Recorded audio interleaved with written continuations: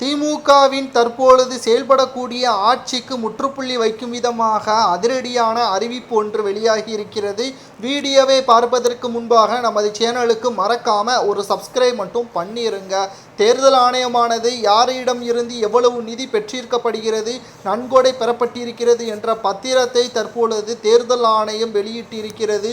இதில் மோசடி செய்கின்ற வகையில் திமுகவினர்கள் தனியார் நிறுவனங்களிடம் இருந்து பல கோடி, சரியாக சொல்ல வேண்டும் என்றால் 546 கோடி பெற்றிருப்பதாகவும், இதற்கான ஆதாரங்கள் எதுவும் சரியாக இல்லாத காரணத்தினால் தற்பொழுது சட்டத்திற்கு விரோதமாகத்தான் நன்கொடை பெறப்பட்டிருக்கிறது என்றும், நன்கொடை கொடுத்தவர்களின் விவரங்கள் அனைத்தும் திமுகவின் சார்பாக இன்றும் வெளியிடப்படவில்லை.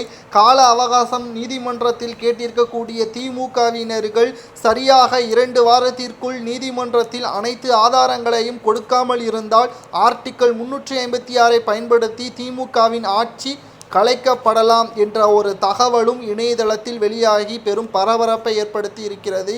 ஏற்கனவே திமுகவின் ஆட்சியில் கிட்டத்தட்ட ஒரு அமைச்சர் சிறையில் இருக்கக்கூடிய நிலையில் 6 அமைச்சர்கள் மீது வழக்கும் தொடர்ந்து நடைபெற்று கொண்டிருக்கிறது. இந்த நிலையில் நன்கொடை பெற்றிருப்பதன் காரணமாக சரியான விளக்கம் அளிக்காத காரணத்தினால் திராவிட முன்னேற்ற கழகத்தின் ஆட்சியே கவிழ்க்கப்படலாம் என்றும் தற்பொழுது தகவல்கள் வெளியாகி இருக்கிறது.